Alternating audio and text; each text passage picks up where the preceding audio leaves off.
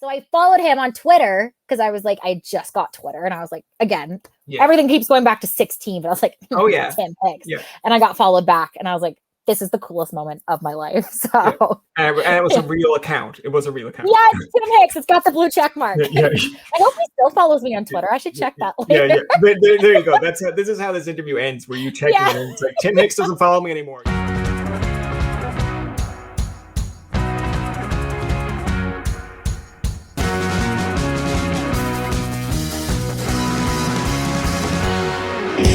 Welcome to another episode of Tobin Tonight. I'm here with Paige Rutledge. Did I say that right? You did. Yes. That was good. Very good. Some people have like difficulty with the last name. And then I'm always like, I should tell people. But no, you nailed it. You did. I was getting ready to do the whole victory walk around the room, but as some people will be surprised, because we're all in like Zoom meetings, StreamYard meetings, I'm okay from the waist up, but down here there's pajama bottoms. And that's the only way to do it. Got to be just presentable top up, but then be comfy the waist down. It's like the commercials. I don't know if they see them in the States as much. I know in Canada we would see it, but like I'm trying to remember what the commercial is. It's like the guy slides in on his desk, and then it's like I only paid for half a suit, and he's like, you're wearing half a suit too, right? And he's like, dude, I'm a professional. He's like, you're wearing a half a suit, and he's like, yes. That's so funny. That's not like 2021 in just a nutshell. I feel like that's going to be what happens is like when you look back at these commercials like later down the road, someone's going to be like, why do they have a commercial where like the women and the men are wearing business suits up, but below it's pajamas? And you're like, there was a time. You know what? You didn't live through it. You're not going to get it. The first real question I have to ask you is, and it's very interesting because a lot of acts we have on, especially the country musicians that we have on from Canada, Shaina plays a big factor. Shaina Twain, Carrie Underwood, Dolly Parton. All those three were like when I was doing a little bit of research, I said, wow, like I'm not like putting it in a mean way, but I'm like, you tell me, like, why wouldn't they be? Like, you know, exactly. It's like true. When someone says you grew up in Newfoundland and they're like, so like your last name is this or this or this. You're like, yeah, I guess. So when someone says like, hey, you like Shaina Twain, Dolly Parton, I'm like, she's in country music. Were we okay? Yeah. Right? You're like, yeah. Explain that a little bit more further. Like explain that to me of where you got the interest. Cause like, again, from my perspective, they're all three different generations. It's like Dolly, Shaina, and then Carrie. So it was interesting because I think you said when doing some kind of background, it was at age 9, of course, not exactly the most happiest moment. Yeah, exactly. Not the most happiest moment where you want to learn that, hey, I can do this as a singing career. But like, you know, your grandfather, I believe, passed away, sang at the funeral. Yeah, and then that's when you kind of said, hey, I can do this. But like, take me through that process of first, like how these people became idols to you and then discovering, okay, I can do this as a career. I love it. That's a great question. Oh my gosh. I'm actually so excited to talk about this. I love this. Those are, my 3 just complete idols. And you're right. It is interesting. And I never thought about that, but they are the 3 different kind of generations. So Shaina has forever and always, no pun intended there. I just realized I used her song title. Not to sound like a broken record. Yes. Oh, this is great. But so Shaina Twain, my grandpa and I, a lot of my life, like a lot of my childhood does go back to him just because I spent so much time with him. Both of my parents, my dad's a hockey coach. My mom's a figure skating coach. So they were always in the arenas in the evening or like afternoons into the evening. So my brother and I would go to my grandparents' house, and my grandpa might have been a bigger Shaina Twain fan than I am. So I really actually, it's funny to say, but I had no choice. I was listening to her. There was no debate. It was, we are listening to Shaina Twain. But she was my first concert too. And I was like 4 or 5, so young, because I just loved her so much. And I used to cry a lot as a baby, like a lot. I was one of those crying kids. And my mom and dad would put on Shaina Twain, and all of a sudden I was happy again because I'm like, oh, I love this music. So Shania's just kind of always been there. Like my earliest memories go back to singing Shaina Twain songs. And I don't remember, but I do remember the concert. I remember like loving every second of just watching what she was doing. And I've seen her a few times live since then. And she's just what's super inspiring for me too about Shania Twain is the fact that she is Canadian. Yeah. And I think as a woman in the Canadian country scene specifically, she is that perfect role model to look up to. Because if anybody can do it, Shania has done it. So she's just broken boundaries for all of us Canadian artists. Dolly Parton kind of came a little bit later to me. I always listened to Dolly as well, but I didn't really start loving Dolly or appreciating Dolly to her full value until I started learning how to write my own songs. So I actually was interested in songwriting pretty young. As soon as I started taking singing lessons, I didn't want to learn how to sing. I just wanted to learn how to write songs. I kept asking my vocal teacher, and he's like, "We have to learn to sing." And I was like, "I just want to write songs. I have all these things I want to say. Just teach me to write. Like singing will come later." Yeah, exactly. And they were like the worst songs ever, but it's fine. You learn from 10 years old.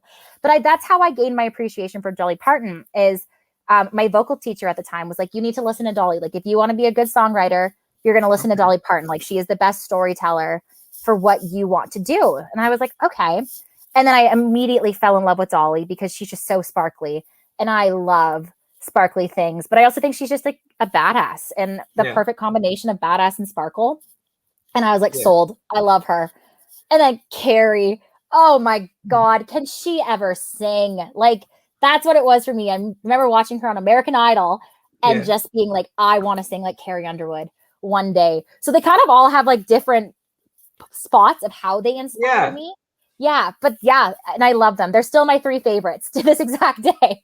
Well, it's kind of funny because like when you're talking about, of course, like how you got into Shania, Dolly, and Carrie, like my kind of relationship to it was, I think I was I'll say maybe 9 or 10. Of course, when you start to really get, like, of course, you're always going to listen to radio or TV, but like, I remember watching Shania, and I used to sit down watching like the CMT Top 20, and it was a big deal here because in the East Coast, the Ennis sisters would be coming on, and like that was like our representation, and we are like, oh, like they're in between. Like, it's funny to think about it now. As a kid, you're just like, great, it's just another artist that's from here. Totally. But when you look at it years later, I'm like, holy shit, like they're in between Garth Brooks and Tim McGraw or like the chick, and you're like, and you're from Newfoundland. So like when you like, I guess it's kind of a positive and a negative way of looking at it, but like Shania to me was like, okay, Shania Twain, like she's a great singer. Right. I don't care if she's Canadian. She could be from like Minnesota, but then to make it more Canadian, you're like, okay, look at our population. Look how hard it is to make it. And then, or like, there are artists out there from the US, UK, wherever, and they're not only country artists, there's like pop artists. Like Halsey was doing a music. I can't remember what video it was, but she wore the leopard kind of wardrobe, and she was like inspired by Shania. And I'm like, who's Halsey? Shania just has this like, and that's, I kind of remember like growing up the same way because Shania Twain was just such a common thing in the house, like always listening to Shania. And it wasn't until I was old enough and really kind of getting into this career and trying to figure it out that I'm like, she has made such an impact on the genre. Like, not even the genre, I guess, like as a pop culture, Shania Twain has made such an impact. And that's really cool from a small town in Ontario. Like, we love you, Shania. Okay. Yeah, it's like from, if someone was like, because most times you'll see acts from like Toronto or Vancouver, and it's like Timmins. You're like, I know. Okay, but tell me where that, like before Shania, tell me where that was on a map. Like, that's almost like when you quiz people on their Canadianness, where it's like, oh yeah, where's Timmins?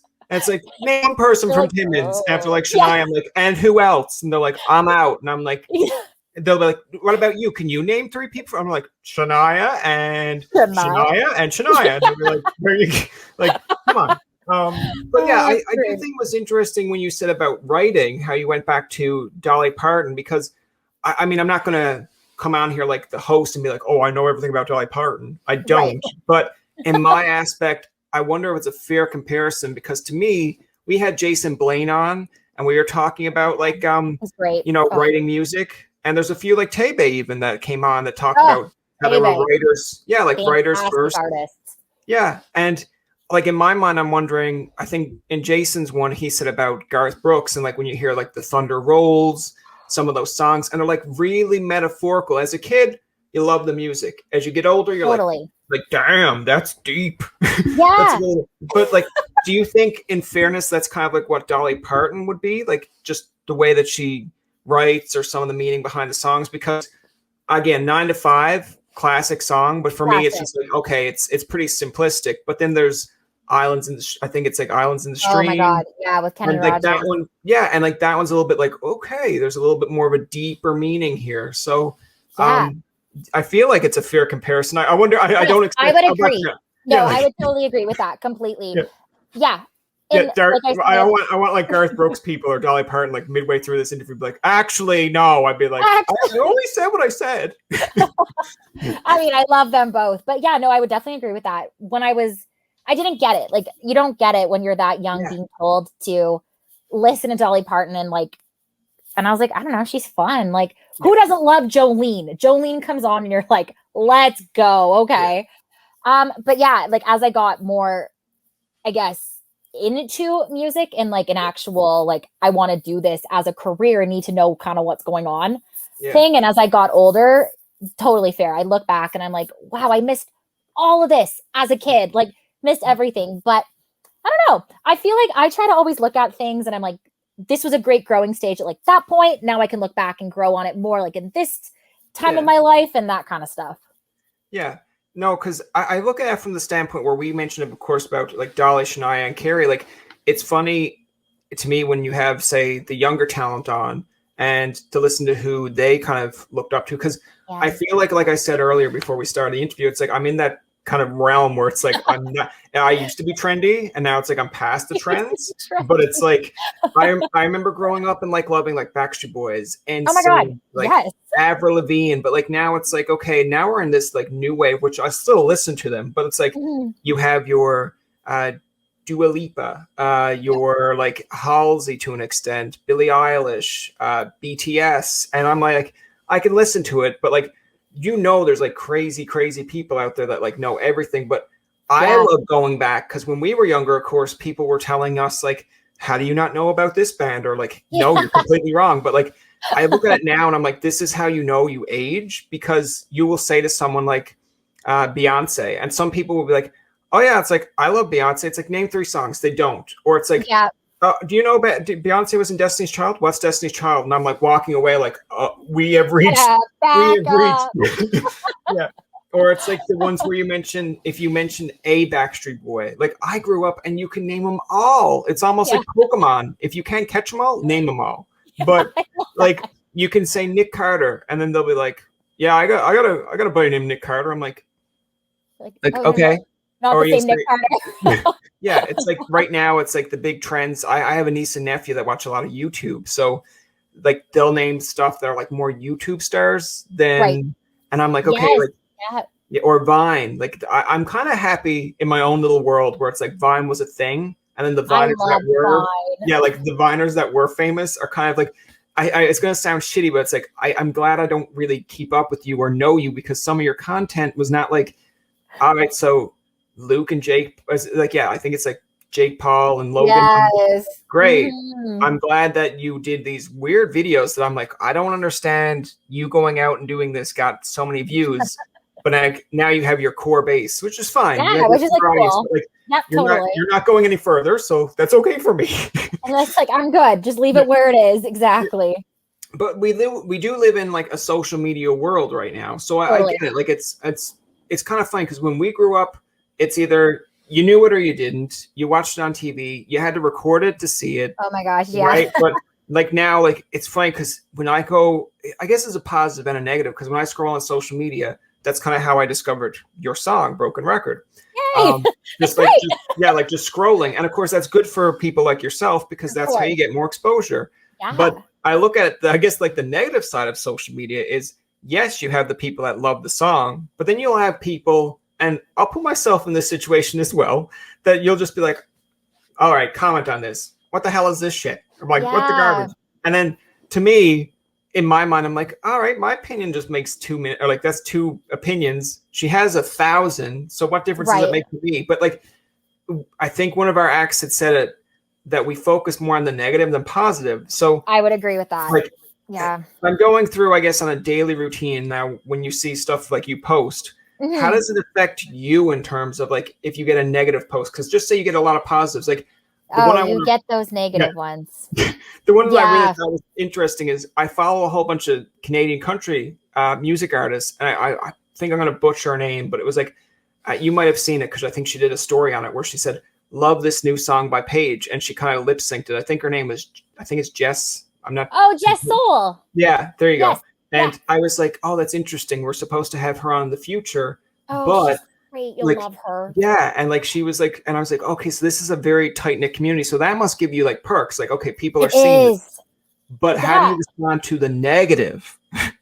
Yeah, it's tough. You're right, though. And that's one thing I want to comment on that before I talk about the negative. But Sure. the Canadian country scene, I've really just feel like I've kind of got my feet fully wet in like the past year and a bit. So like a little bit more recently and got to meet more people, especially over the past year because of COVID.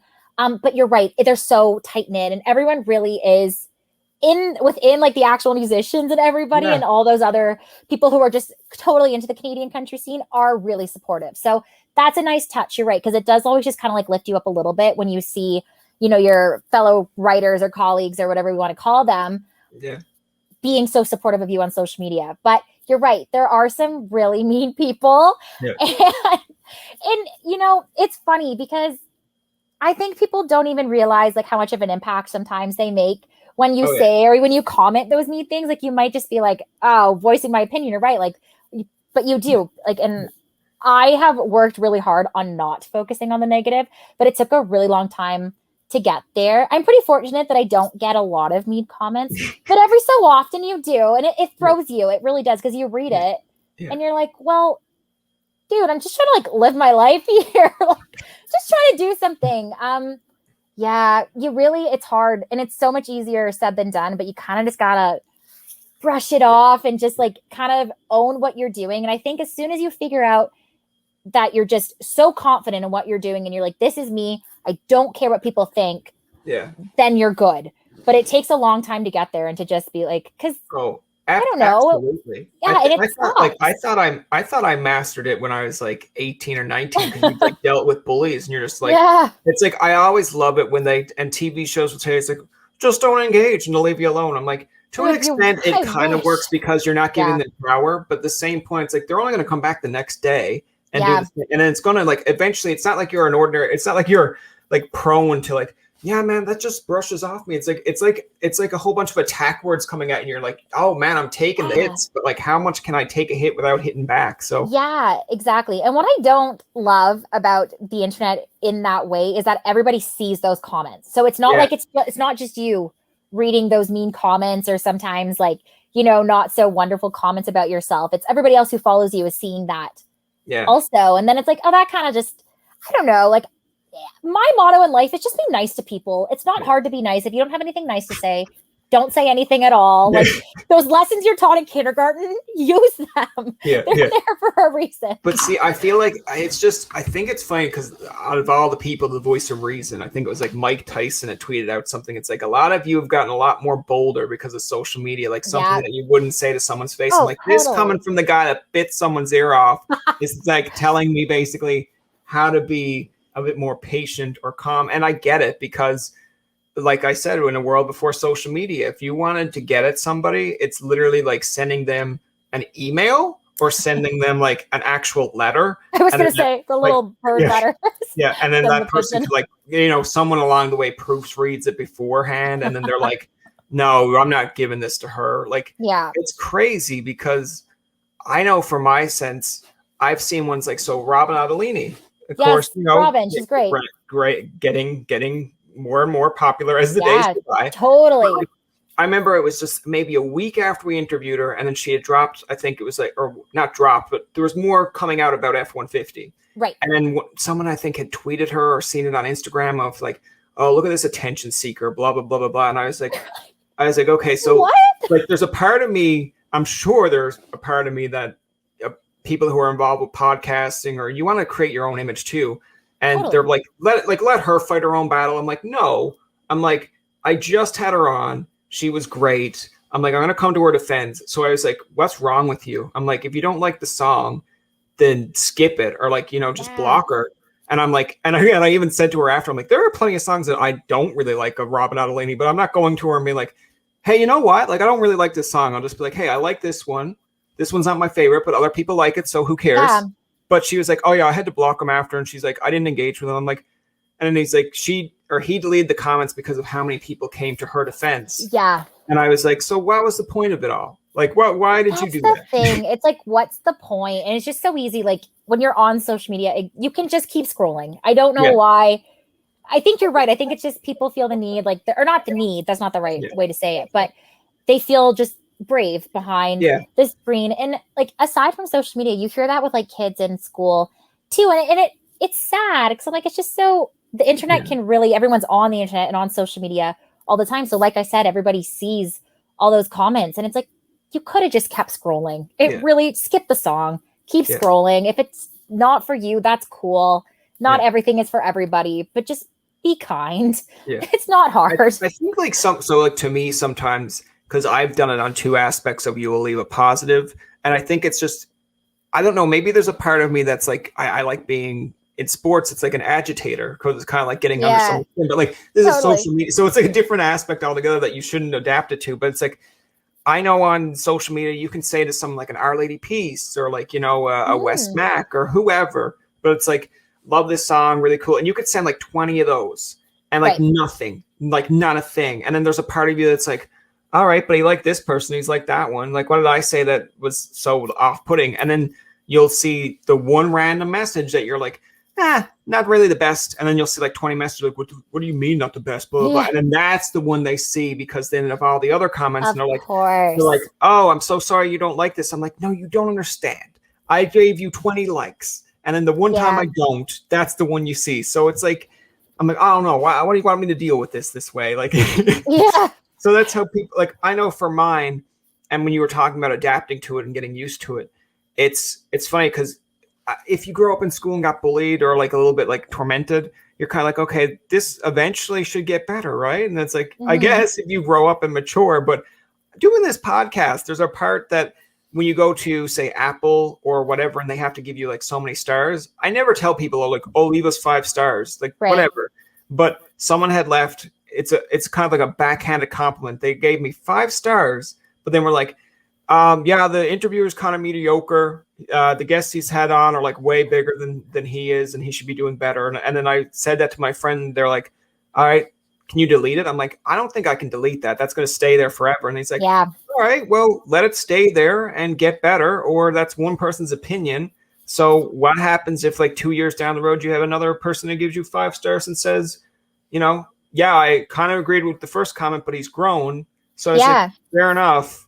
Because everyone has a right to an opinion. You don't want to agree with start, that. like, I do. Deleting people's comments or opinions. And then it's like, okay, now you're being very kind of like your window is kind of closing. You're not leaving it open. But there is a part of me that's like, oh, it's like, if I could just find that person and be like, can you explain why it was mediocre? Can you explain why you there?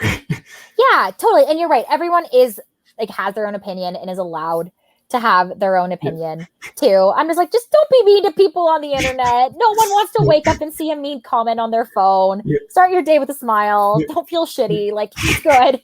It's good. I want to get back into the music side of things here. Tell me, like, of course, as I said earlier, I've seen Broken Record. That's how we kind of invited you on this episode. I'm so happy. And I'm glad that it's getting a lot of attention. Like not just from, fans, but like from, like I said, Canadian country music artists as well. And then being like, love it, retweeting it, resharing it. And it's interesting because there are a lot of acts that when you do one interview, it's related to like another act would be like, oh, I had that person. I love them. Like, that's kind of how this chain starts. I know. And it's so interesting to see because then it gets more exposure. But how have you found, I guess, with it out now and with the music video as well, like how has the support been? Like are you over the moon about it? Or is it more or less like, oh my God, I can't believe this many people have listened to it or like have commented to me, like, love it. This week has been really crazy for like support and everything. And when Broken Record came out, and I don't mean this in like any bad way, but I couldn't believe the support. And that I didn't feel like I was going to be supported, but I think my phone died like 3 times that day because people were just texting me and I was on my phone all day long, just reposting people's stories or answering messages. Yeah. And I was like, oh my God. I was like, this is amazing. Like, and it is like kind of like obviously like a little bit of an ego boost, but it's also just kind of like, I'm so glad that my song is reaching this many people and like people are liking it and finding ways to connect with it. But this past week, because the video came out on Wednesday, and then I don't even know what day it is today. Today's Friday. Yeah. On it was Wednesday. It was the exact same day. I got an email finding out that Broken Record has been being added into rotation at CBC Country on Sirius XM. And I was like, that's my first song on the radio. And I was like, what is, so it's just been this crazy week. And it's kind of one of those things where it just keeps going and going and each day gets better. And I've been feeling really good about everything so far, but it's just the nicest part about this release has been for me, the amount of people reaching out, just being like, or the singing along on the Instagram stories and just like the little things like that, where they're like, I love this song. Like, I get it. Like it connects with me. And I'm like, and that's why we make music. Cause you just want to make music that other people listen to. And they're like, yeah, like I get this. Like I want to put this on repeat all day long. So yeah, the support has been unbelievable. I am still like riding a little high on the support because it just feels like it hasn't stopped. I think it's been, I don't even know how many weeks now. I have no concept of time during this COVID time. 2 or 3 weeks. I guess we're 3 weeks now. Today's Friday. Yeah, we're 3 weeks since the release and it's just been nonstop. I like the one of your answers. And it just like, oh, go ahead. Yeah. Oh no, I was just going to say, it just keeps getting better and better. And it's nice. It's a really good feeling. Yeah. Like I like one of your answers there, of course, when you were mentioning like, that's growing, you're getting more exposure with it. And it's kind of tying it back a little bit to when you were, I guess, 9. And then when you said you were writing, like you were learning how to write songs. Like I think when you were doing, like I like to tell people all the time. Now I usually started off the hop by saying this, but I think it's timely here. It's like, I like calling this podcast, it's like a Tinder date, but people show up where it's like, you know, like I know a little bit about you, but not enough to scare me away. Let's put it that way. Because if I know everything, it's like I don't want to be here. Like I know all this stuff. Yeah. But like when you're mentioning, of course, about 9, getting into music and learning how to sing, and then you were talking about like the growth and maturity. I think this was in your bio as well. Like you're writing songs in your 20s that like you feel like people can relate to, and that you can relate to. Like it's sincere. It's not like some BS of like someone put this across your table and was like, I think you can sing this. You're like, I can, but I can't relate to it. Like compare, I guess, Broken Record to say maybe like the first couple of songs that you've not maybe written or performed, but like the first ones that you said, like, because again, at 16 or 17, when you're on stage singing, you think you know a lot, but you don't. I think a lot of it, honestly, is I've just become more confident as a person, and I'm just not afraid. Kind of going back to like not so much with like those mean people online. Yeah. But you get to a place, and this past year has been really important for me in that side of it, where I feel confident with what I'm doing. I feel confident in what I'm saying. I'm not scared anymore to say what I'm feeling, if that makes sense. Or I don't know. I feel like I hit this point, and maybe it was COVID. I don't know.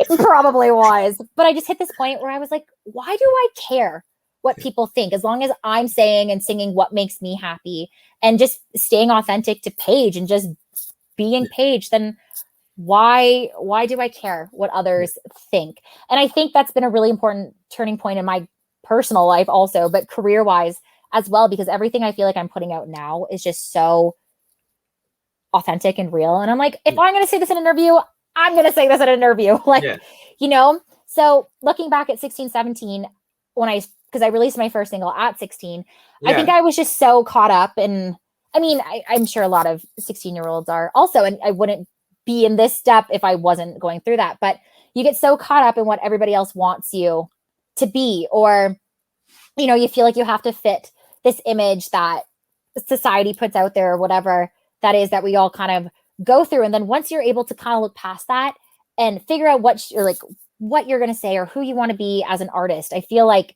that's when you can start putting out the music that you're super proud of. And just like, that's the music that's actually going to connect with people. Because if you're being so true to yourself, they're going to feel that authenticity coming through, if that makes any sense whatsoever. I kind of look at it like in a kind of, I guess, a funny way of looking at it. It's like, if you're not really being true to yourself, then yeah, you can have like a top 20 song, but it's like, okay, like when you perform it, I guess you won't really feel the energy off it. Like totally. I kind of look at it like if you had a watered down Alanis Morissette, would you get Jagged Little Pill as an album, or would you get something different, right? Like exactly. Yeah, it's true. If you had a watered down Avril Lavigne, is she going to sing about how things are complicated or Skater Boy, or is she going to be like, like, yeah, I'm just happy to be a punk rock singer? And they're like, okay, but like, here's the song we want you to sing, and it's like, but I don't feel that. Like, I'm not just say it when she's like 17, or like people grow, but just say at this point when she was going through Skater Boy, if someone said to her, we're actually got a song for you now about being a warrior, and she's like, but I'm not really a warrior right now. I'm just trying to get here. But like now when you see the evolution of an Avril Lavigne and like more poppy songs, more like meaning songs, like she did one for COVID and for first line responders. And her original one was I Am a Warrior. That was going through her disease. Yes. I feel like it's, And then she reframed it to We Are Warriors. And I was like, all right, but listening to Avril now sing that compared to maybe the 17-year-old Avril, I'll be like, what does 17-year-old Avril know about being a warrior? For sure. And I think that's actually a really good point you bring up is I think as an artist or just like as a person, you should never stop growing and stop learning about yourself. And you do have to kind of look back sometimes and be like, oh God, why did I ever sing about that? That made no sense. But you have to go through those things to like understand yourself and figure out all that good stuff and then put out the songs that you're like, no, this is what I mean to say. And that kind of all that good stuff that goes along with it. It's like the evolution of like as much as because I seen this the other day on I think it was like Instagram and probably on Twitter, where it's like, and this is again coming the age gap kind of stuff where it's like, man, it's like I wish we had Olivia Rodrigo when we were younger, and then someone commented, "You had Taylor Swift." I saw that. Like, I saw that. And then I was like, I can relate to that because growing up, I liked. To be honest, and I've said this on other podcasts, Taylor Swift when it came to Our Song, and I was probably in middle school. Taylor. I was like, she is going to be the next Faith Hill here. Like she's going to be. And then when she went to pop, I was like, I felt like a person burning LeBron James's jersey. I'm like, you sold out on country. You had this. This was at the peak of your hand. And then like people say, and she'll laugh in my face if we ever have her on. But it's like, dude, like. She did well in pop music, and then like she went Taylor Swift where she was going. She came back to country. It's all fine, but the growth of that, like from Our Song to like then there's Bad Blood, then there's totally. Red. So like there's a whole bunch of stuff, and I will be the first to say like I used to say like, oh, here comes Taylor Swift with another song about a boy she dated, and then now as you get older, you're like, I feel like if I met Taylor Swift, I'd be like, Taylor, you get one kick. You kick me. You kick me where it hurts one time. But that's it. I love that. Because like when you go back and you actually listen to these songs, it's like, all right, this one's about a breakup, but this is the one that was on charts. Now go to listen to this album. These are songs that she didn't, release to charts, but you're like, good. This one's interesting. Like I have some of these songs on my. I was going to say iPod, but that's even dated now. So it's like my iPhone. On my iPhone. Yeah. And it's like at the time you're like, no, I don't like Taylor Swift. What are you talking about? You're like. Okay, see you later. As everyone listens to Taylor. Yeah. Like, and then when you listen to it later, you're like, man, that's okay. I like this song. This is good. But it comes with a generational, like, I guess, divide or gap where like, when people are like, oh, I wish we had Olivia Rodrigo. And I'm like, oh yeah, we did. We actually had Taylor Swift. And there's and then there's a age group out there now that it's like, man, it's like Justin Bieber where it's like, what happened to him? He was so nice as a child. I'm like, actually, he wasn't that great as a child. And it's like, these songs are still killer. And then I will look at it and be like, well, we had Aaron Carter, like not to the same extent, but sure. So every generation has somewhat relatable, like Billie Eilish to Avril Lavigne, the same kind of concept. Absolutely. So it's fine when you see those tweets and then there's other people like, what are you talking about? We had this, we had that. Laugh. But they are. Like I think that's interesting. Like the point I kind of I guess wanted to make with all that is like, of course, when you said 16 compared to right now writing or releasing Broken Record, like tell me a little bit of the growth side. Do you go back sometimes and listen to stuff that you put out at 16 and like, all right, like what was I doing there? Because for me, like I'm not into music at all, but I remember at 16 or 17 when I wanted to pick up a guitar, I was like you. It's like I'm gonna write songs first, then learn how to. So I told this to Robert. I told this to Robert Alini, but I was like, man, I had maybe one line written down where it was like, on a cold, dark night, I see you on a half pipe. And then she's like, oh, and tell me more. I'm like, that's as far as I've gotten in the last 20 years. It's like, I stopped. I was like, I think I sat there for 5 days. I'm like, I can do this. I can do more. And then 20 years later, I'm like, where is it? That's so funny. Yeah. Yeah. Sometimes I listen back. Not so often, I'm not gonna lie. Yeah. Just because I'm like, that was a great, not that, okay, so I do like the songs that I wrote when I was super young. I'm still proud of them because I'm like at 16, I was like, that is what I wanted to say. And I was like, I got it. Yeah. Would I say it at 23 now? Probably not. And that's okay. Yeah. When I was recording them, I recorded them with my cousin, which I actually thought was interesting because he's a phenomenal musician. His name is Alex Demaro.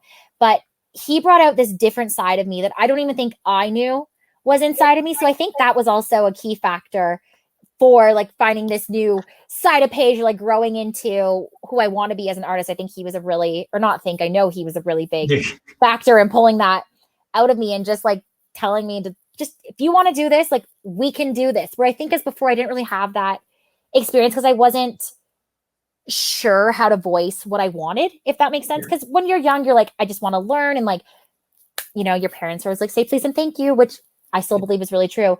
But I also was like, I'm just going to learn. Like whatever people tell me, like I'm just going to learn. But I feel like now I got a grasp. Like I know what, like I said so many times tonight, I know what I want. And so recording the last 2 singles were so different because if I didn't like something or if I wanted to do something different or like in a, you know, go a different approach, I had the ability to just be like, what if we did it this way? And then him and I would work together on that. And then we would find some, and it was just confidence. Yeah, exactly. And it was just so different. And it just felt more, I don't know, like I felt very involved, which I guess I was always involved, but I don't know. I don't really know if that makes sense. I guess like the way I'm kind of understanding it is it's more or less like you're trying, like at the beginning of it, you're trying to learn. Like you don't want to come across as like, I know everything. I know what I'm doing here. But like, as you kind of get more and more involved, then you're like, okay, I feel more confident to put my opinion here. I feel more confident to back myself up here. Like I think to kind of compare it, it's like with podcasting, I find I hate editing. I really do. It's like, it's the worst part of podcasting. But like when we were in school, I used to tell people, hate it, don't want to do anything about it. And they're like, you're going to have to learn this. I'm like, no, I never want to learn it. But then when you kind of have to do things on your own, you're like, all right, my first few edit jobs are not the greatest. And then sometimes you can be a real stickler. Like there are people out there that I listen to podcasts. They keep your ums and ahs in. They keep pauses. And to me, it's a conversation. I get it. But to me, I just get so like the pet peeves where it's like, I'll even do ums and ahs. And I'm like, why? Why are you doing that? Or my first few interviews, I would have a drink here, like, a pop drink and chips. And then you'd be like swallowing. And then I'd hear it. And I'm like, what is wrong with you? Why are you swallowing? And then someone's like, you eating? Brian, like, take it easy on yourself. I'm just like, no. Like, that's so funny. I want this top-notch quality. So it comes, but then there comes a part now where I'll look back and if someone says to edit, and I think I've had a few people like will send me messages about like, how do I edit this? Or how do I and I'm like, you're coming to me. And then there should be a part of you that feels a little bit more confident, but there's also that kind of humble part where it's like, I can tell you what I've learned, but at the same point is don't think when you're done, it's like, man, he's supposed to be an expert. Like that was shit. It's like, no, I'm just telling you what I know. So I'm at no point am I an expert. If you think I'm an expert, great. It just means I'm a little bit more expert, or like, I guess a little bit more of an expert than you, but there's always going to be someone that's better than me that you could have reached out to. Totally. And I think that like kind of goes with music. Like even I love working with people that are better than I am because you want to be working with those people. It's like you learn so many things just by sitting and listening, but then have the confidence to just be like, what if we try this? And like, it's all a part of growing as a person. And that's like the biggest thing that I would compare myself, like going back to our original question, between 16 and 17 recording and now or just like writing anything. I just think I have this new confidence in myself. And I'm like, I know what I am capable of and I'm still learning. I think you're always learning. You're never stop learning, but you also still have to be confident in yourself and just, if you're going to do this, you probably should be like, all right, here we go. Just got to dive in. You can't be like, it's kind of, I guess, in a interesting question. Like, I don't know if these are interesting questions for you. Like, to me, they're very interesting, but it's like, they are. I look at it from the standpoint of like, tell me because again, you said 9 was the first time you got up and sang. Now Yes. I'm looking at that at 9 and feeling like someone maybe told you, like, not overly pressured you, but like you're 9. You're still in kind of the comfort zone of a parent's obviously going to influence your opinions, whatnot. Like now when it comes to 16, you're starting to get a grasp. You're starting to get your own opinion. You're starting to get that little rebellious, I guess, side of like, hey man, like I'm 16 now, I can do this. But like I look at it from the standpoint of podcasting, where it took maybe 2 years, like sitting down, talking to friends, and then them like saying, do a podcast. And you're like, but I was looking long term. Like, I don't want to come out with 1 episode and then ditch it, or 5 episodes and then ditch it, because you're not building anything. So I think it was 2 years of me just sitting there. And then, of course, it's changed over time. It used to be a sports show. And I look back at that. Oh, my God. Like, I thought back of that because I was at like an Ottawa university, and it doesn't click on you because these are things you learn, where I was like, oh, like, I'll just read out the sports that happened on the weekend on a Monday. People know about this already. So it's like, what are you doing? So I look back at that and be like, okay, we grew. We had a long-term goal, but at 16, was that kind of what you thought? Like, I guess at the same point, if you knew that you wanted to do music the whole time, great. But like, did you have this goal of like, if I'm doing this now, this is where I want to go? Yeah, I did. And I look back on those, and I obviously, like, each year I think you like rework your goals a little bit. And I'm a huge dreamer, but I do believe in like, obviously you have to keep yourself grounded sometimes too. So I do look back on those goals. And I think if I was like in my shoes at 16 now and I saw what I was doing now, I would be proud of myself in a way. And I'm like, maybe, I think that's maybe good. At the time you weren't, but now you're like, hey, we've got here. I always just look at it. I'm like, each year is just a little bit of growing and learning and, you know, discovering something new and just taking that one step further. And so far, that's how I feel like my life has been, which I'm really happy about. Obviously, there's like those setback moments, and you have those moments where you feel defeated and everything. But what I wanted to do at 16 is still just sing and make music. And that's kind of always just been it for me. I was like, I just want to sing. I just want to write music. I want to connect with people. And through music, that's such a special way, in my opinion, to connect with somebody, is through a song. And so that's always been my main goal. And that's still kind of like, I guess, the part I hold on to. That still is my main goal. And just, you know, wake up and make some music every day. And each year just keeps getting better. So it's great. Yeah. It's the other thing that I want to kind of get off a little bit off the music side, and a little bit, because again, with these interviews, like, yes, you have podcasts where you just simply stick to music, but I was it's kind of funny because when you actually get comments during your podcast, where like, we had one when we did the ECMAs, and so we had Rachel Cousins, who's a Newfoundland artist, and she had mentioned like, sometimes you doubt yourself midway through interviews, and you're like, let's just get through it. But I thought it was really encouraging, because I've got like 6 people on this ECMA thing, and I'm like, man, like, do they really want to be talking about things outside of music? I'm like, is this kind of shitty on me to not talk about the music side of things? And then like at the end of it, I was like, how did you all find this? And then she had mentioned like, I really enjoy these conversations because we don't talk music. We find out a little bit more that we didn't know about other people that we thought we knew everything about. And I'm like, to me, I'm like, okay, some people will probably be like, I don't want to listen to that kind of podcast. And I'm like, but I would. Like, I've heard 20 odd interviews with Shaina, with like, you know, I'm sure there's only so many questions you can ask Robin Adelini on F-150. And I'm sure she's trying her best to be like super nice about it all. And she could be. But then like, there's the odd interviews that you're like, oh man, that's interesting. Like, they're asking her stuff that's not music related. And then people be like, turning it off. And I'd be like, no, tuning in, because I want to hear more. So I do love that. I love like non-music related questions sometimes, because sometimes like being the person when you would ask those questions, you're like, oh, now we get to like dig really into, I don't know. It's fun. I'm glad you look at it that way, because I was just about to be like, imagine if she says like, I hate that stuff. I'd be like, all right, this thing is just going flip in the air. I kind of wanted, like, I guess a kind of a fun aspect of this is, I call this, of course, kind of a pun on your name, turning the page. I love it. I love it. This is the game we're going to play. It's called Turning the Page. I wish I had graphics. Like, graphics is like, I don't have the budget. No. No. It's okay. You came up with the title. It's good enough. I love it. I mean, great. If someone ever tries to rip this off, I'll be like, okay, you did it better. You did it better than me, but still, I came up with the idea. I love it. So I want you to name an event in your life where you had to turn the page, or like hit restart. Like it could be something personally for you, or like for overall for people who might be going through it. Like someone at 18 or 20 that's probably on that cusp of like, all right, I'm reaching this point in my life. Where am I turning the page? Where am I resetting? Can you think of an example for yourself? Honestly, this Tough year, question. Yeah. that's a really tough question. Like, yeah. So kind of going back, and I was trying to like not answer it in a musical way, but it does have to do with music because go for it.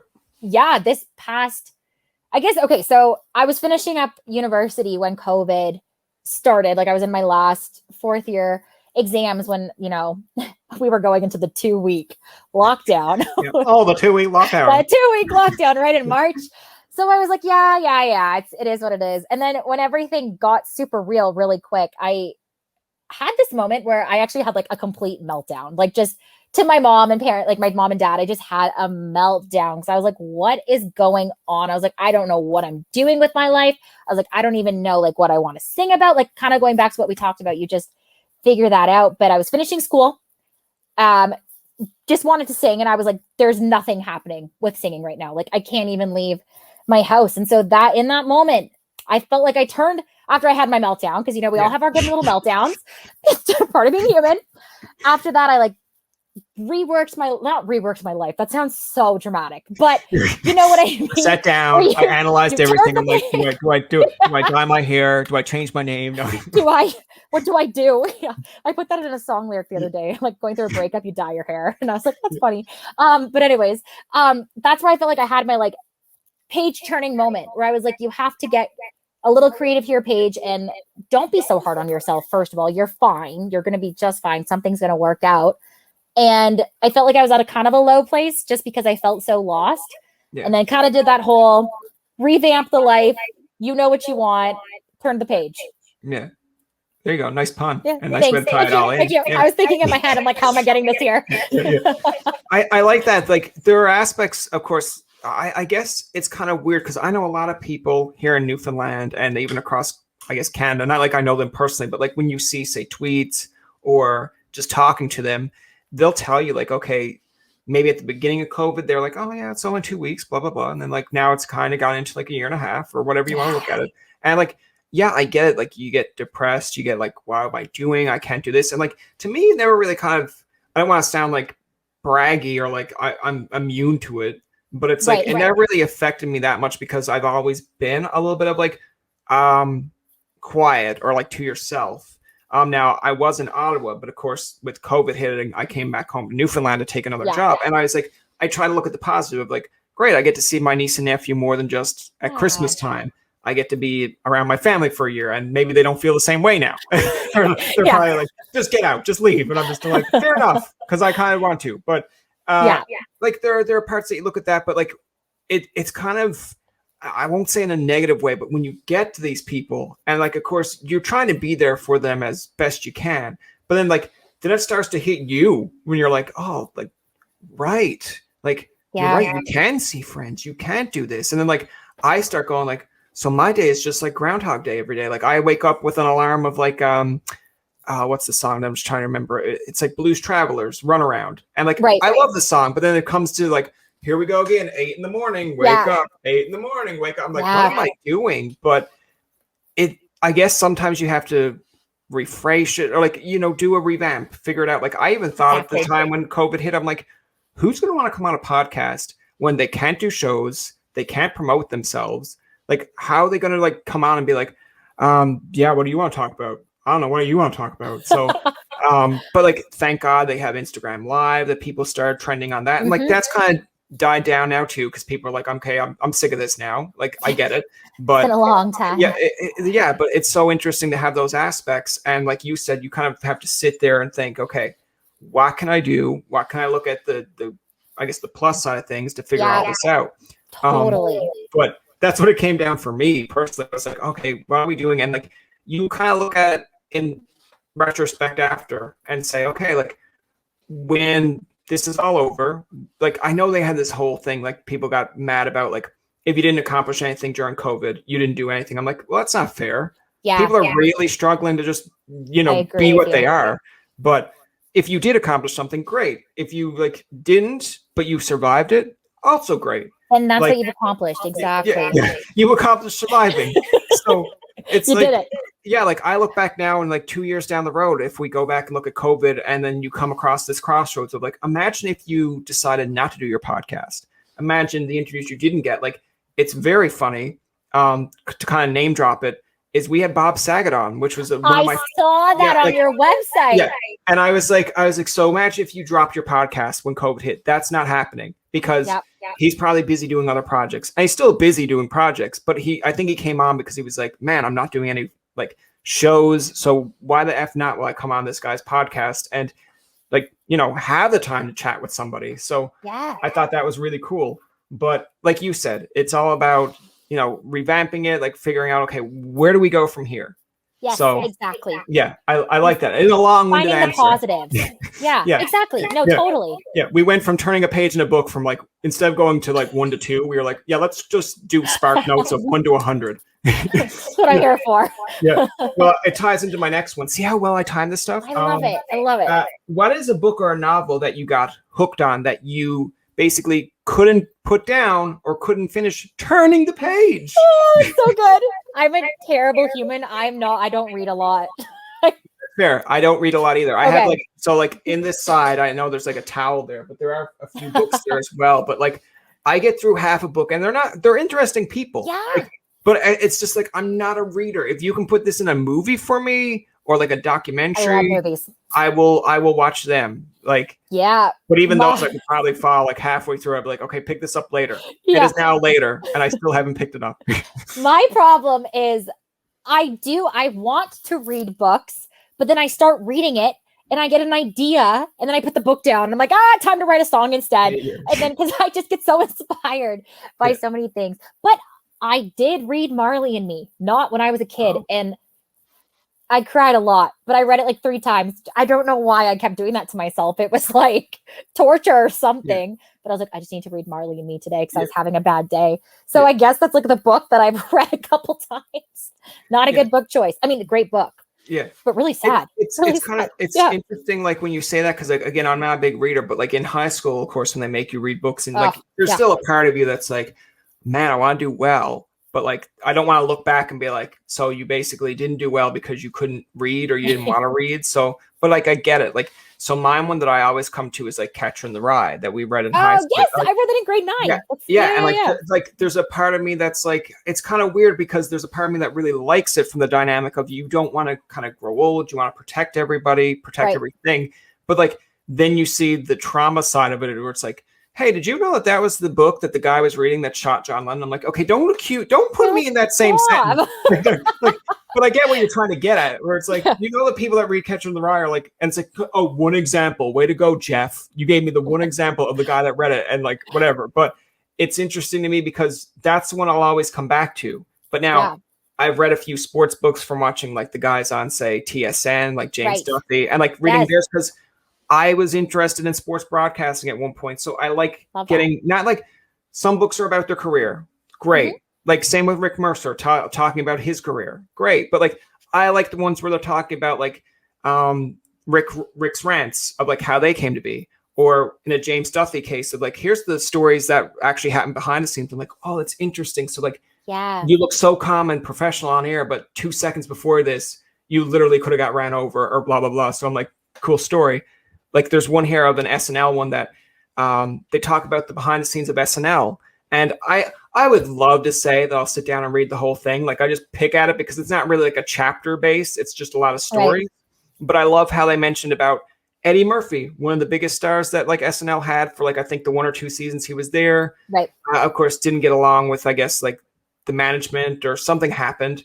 But like, I can understand a little bit more now that he's like, I'm on SNL, and when we leave, I still have to have a white person come with me to hail a cab. I'm like, that is so sad to hear because you are Eddie Murphy. Maybe at not this point, you're just Eddie Murphy SNL, but I'm like, you're still on the rise. People should know about you.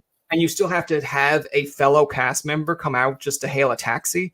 Like, I get it, but I like reading those stories because there's a part of you that's like, okay, how have we changed? How have we not? But to hear them, you're like, okay, so this is not nothing, or like this isn't something new, but for them to be that open about it, you're like, oh wow, I didn't know you were going through that at the time. Like, I can't speak for it personally, but just say I used to love watching Mad TV, and there was a person on that was Miss Swan. So yeah, I've never seen that on YouTube. Yeah. Like, if she had to come out to me or like on this episode or whatever, like an episode we have her on or in an interview and say, man, when I was doing Miss Swan, man, like I was getting constantly teased or like people were bullying me and blah, blah. And I'm like, but she still pulled it off. Like there's a part of me that's like, you go, good job. Then there's another part of me like, but why are they bullying you? You're so funny. Like what happened? Yeah. What's going on here? That's a really fair point. Yeah. And I should probably just read more. I'm gonna make that my goal for 2022. Is that's next year's goal. But I do like kind of in a sense, I love watching documentaries on like kind of that idea because you do get to see the whole behind the actual face that we see on TV. And you're right, there's so much more, and it is so interesting to learn about kind of what other people go through. And it kind of puts like life a little bit in perspective for you. And you're like, okay. Yeah. Like it can suck for everybody sometimes.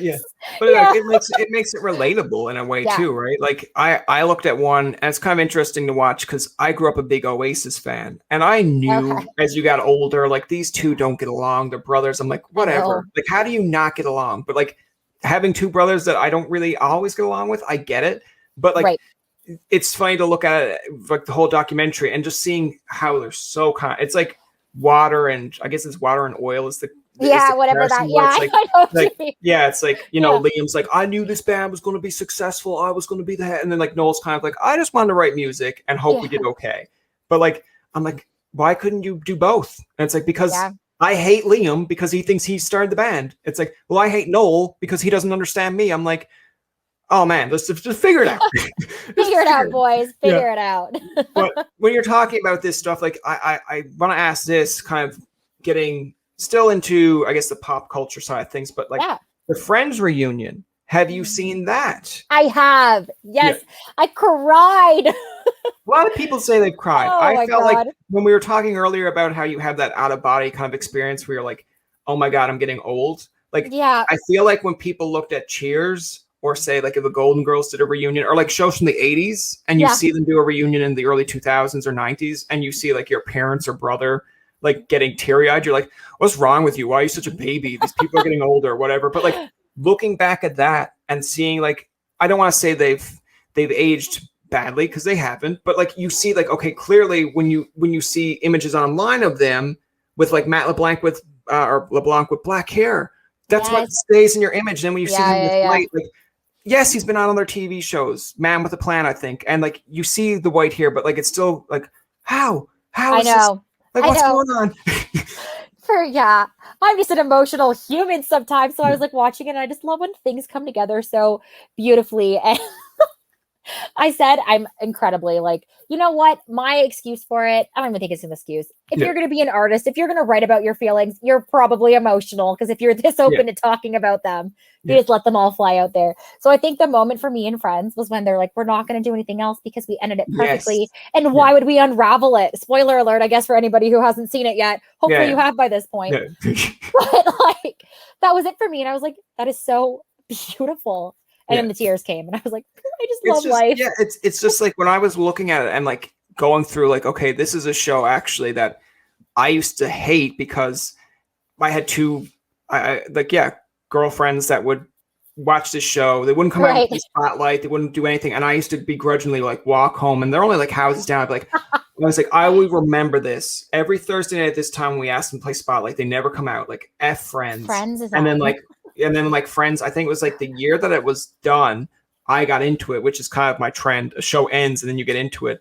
But like I've rewatched it plenty of times, but like seeing the cast, seeing how they've kind of aged and like just listening to them talk about it, I was like, okay, like, geez, like this has been that long. But the line that everyone kind of stuck with was, I think it was like when Courtney says, like, what makes her sad is like, after this, no one's going to ask about Friends. I'm like, no, trust me, people ask about Friends, but like, they're not going to have this moment where they're all in this room together. But I do like how the producers kind of like it was worked perfectly because it was I loved it. Marketing standpoint, like Crave had the Fresh Prince reunion. They do Friends reunion. Like I like those. Like if you want to do those, awesome. Because I feel like if we did a Friends season 11, it's not going to be the same. It's going to kind of ruin it. Yeah. And even Yeah. if you And that was focused it their, on, like even if exactly. you focused it on their kids or like their children, it's not going to be the same. I grew up with Boy Yep. Meets World. I loved Girl Meets World, but like there's Oh, a I lot forgot of they it did that that. was like, That's right. yeah, like there's a lot of it that's geared towards the younger crowd, but you can still Totally. see them try to implement like, hey, your parents might watch this and they might relate to Corey and Topanga. And I think if they had more time to develop that, it would have worked. But there were moments when I watched like Girl Meets World where they have Eric talking to, I think it was like the son or like the son that he didn't really want to be the father Yeah. of, and then like he's in it being a politician, and like people were like, oh man, can you believe this? Like he's on the show and that's the same guy, blah blah blah. And I was like, I don't know if it's the same actor, but like I get what you're going for. But like the Right. younger kids that are watching it is like, okay, I'm tuned out at this point because this has nothing to do with Riley Yeah. and I'm like, fair Yes. enough. Yes. Yes. Yeah. So I mean it's a That's long funny. tangent, but that's what I was saying. Like if they did a Friends Totally. reunion, like it's like, all right, I like how you did that.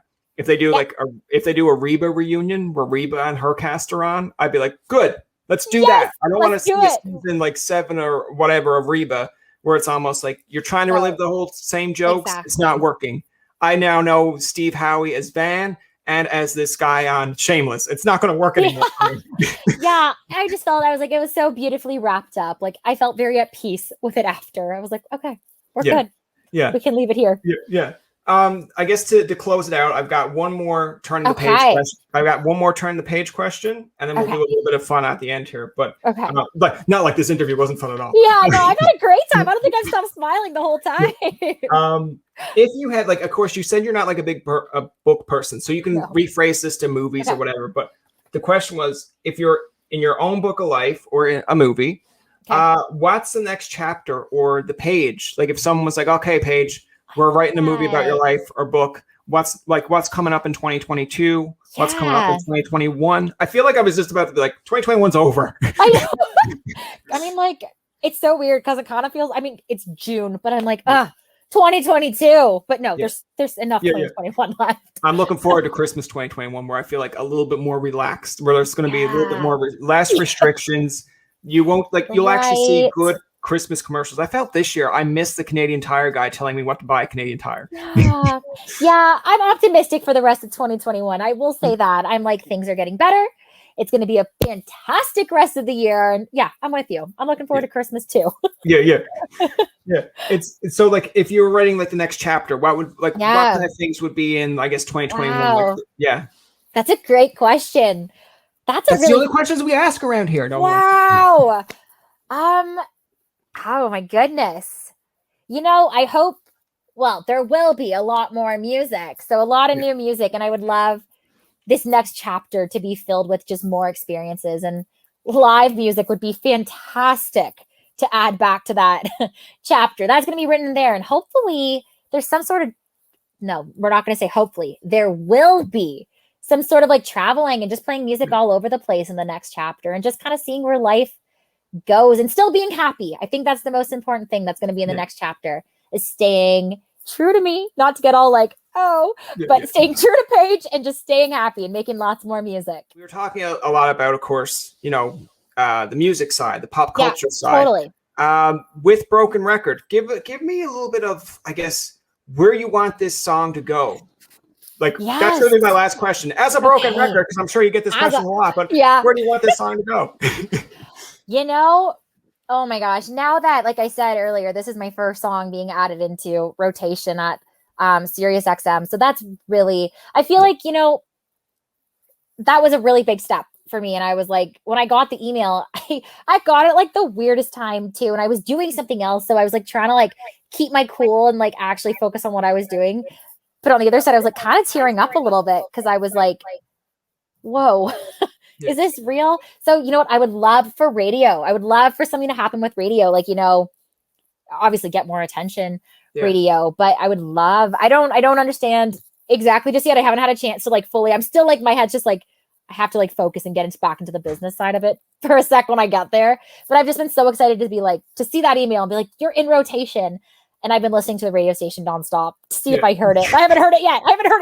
It's like been 24 hours, you know, it's fine. But I would love for it to do something at radio. I don't know what just yet. I'm pretty open-minded. I feel like I need to go into this open-minded because this is like the first step was just even getting it to radio. So I was like, I'll take that as a check mark. But I would love for it to do just something, like catch some sort of attention there. And I don't know. Who knows what can happen? That's what's just like the most exciting part about it.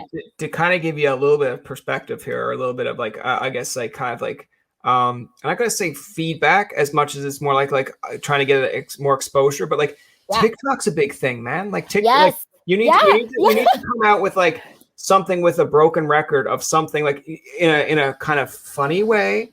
And then people will chime in that way. Like, I think with Adolini's F-150, I think that was like big on TikTok because people were like remixing it or like putting it in.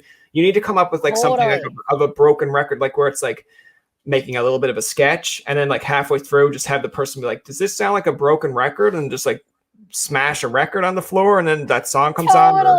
Or I love that. Actually, when you're thinking of it on the fly, do one where it's like when a male and a female argue and then like halfway through it where it sounds like it's the same argument over again, where it's like, and then that's relatable to people. Totally. Right. I rhinestoned a guitar. That was my latest adventure. Oh, I have the guitar. It's in the other room though. And it was like, it did actually, like, it got a couple thousand views on TikTok. So I was like, okay. And I used Broken Record as the song in the background. So I was like, we're going to be strategic about this. I have to post my part 2. I just realized that. I forgot. Post the part 2. But you're right. TikTok's massive. And that is on the brain. I have like a love-hate relationship with TikTok. It's like, I like some of the stuff, but it's like, there's a part of it where I'm like, how did I end up here? Why is this for me? Like, right. There's ones that I think a few people have given me grief on it, but I'm like, whatever. But I will do remix of reels, and some people are really good at that. I expect over time maybe I'll get better, but like I'll see someone where it's like, this person is doing cooking, blah blah blah, and I'll just look at it and I'll be like, why? Like, why am I here?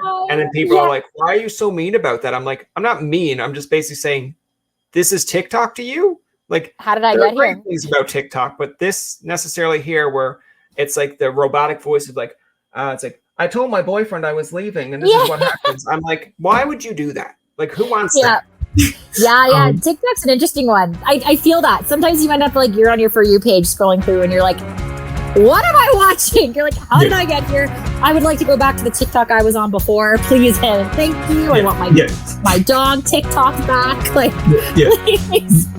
That's going to do it for this episode of Tobin Tonight. Our thanks to Paige for coming on to the show. Remember, you can find past, present, and future episodes on TobinTonight.com, Spotify, and iTunes. Follow us on Twitter, like us on Facebook, and leave a comment or two. For Tobin and myself, this is Jacob saying thank you for listening and good night.